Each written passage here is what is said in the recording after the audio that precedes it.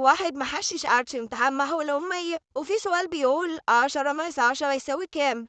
المدرسة حبت تغششه، قالت له لو معك 10 برتقانات وكلتهم كلهم يتبقى معك كام؟ قال لها القشر. اتنين محششين بيذاكروا، فجأة النور قطع، واحد راح جاب شمعة وجه، التاني قام قال له يا أخي شغل المروحة، الجو بقى حر، بص عليه وقال له أنت غبي، ما أنا لو شغلت المروحة الشمعة هتطفى. محشش قال لاخوه شوف نتيجتي، لو لقيت سعيد في مادة قول لمحمد بيسلم عليك، ولو سعيد في مادتين قول لمحمدين بيسلم عليك عشان ابويا ما يعرف. رجع اخوه قال له كل أمة محمد بتسلم عليه.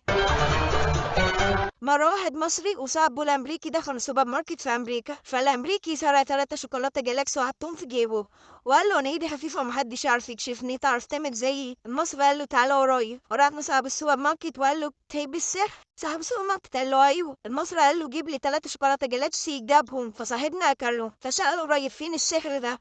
المصري قال حط ايدك في جيب الأمريكاني ده هتلاقيهم. الله عليك يا مصري. بيسألوا واحد محشش بيقولوا له هو أحمد زويل أخد جايزة نوبل في إيه؟ قال لهم في البطيخة.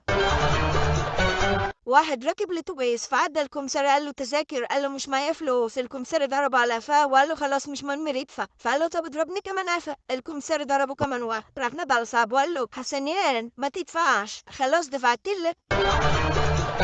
واحد بيسأل صاحبه قول لي طائر بحرف الشين، صاحبه قال له شبشب أمي دائما محاولك في سماء البيت.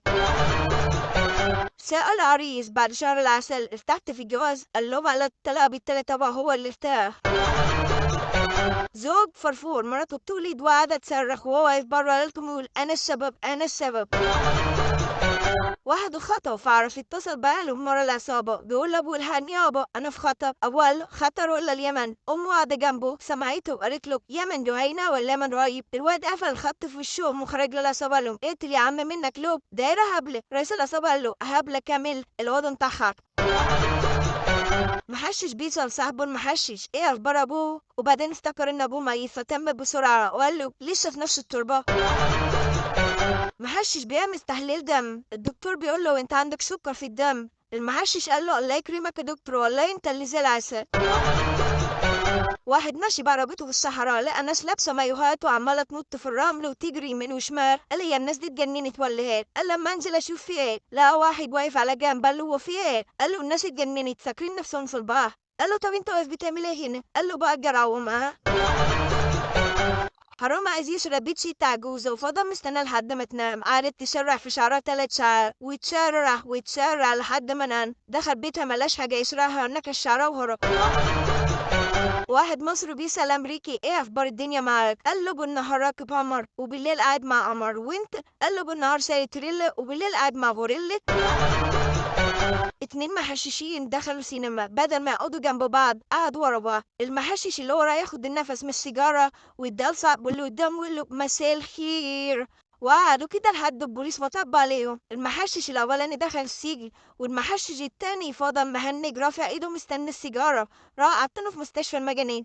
بعد 5 سنين المحشش الاولاني طلع من السجن وقال لما راح ازوره في المستشفى، راح المستشفى قال لسه مهنج على نفس الوقت يخبطه ويمغزه ومفيش اي فايده، راح جاي له من ورا وولع سيجاره ونقولها له وقال له مساء الخير، قام التاني اخد منه السيجاره وقال له ايه يا عم ساعه. محشش راح للدكتور يشتكي له ان كل ما ينام يحلم بحمير يلعبوا كرة قدم، الدكتور قال له جرب ما تنامش الليله، المحشش قال له مستحيل الليله النهائي.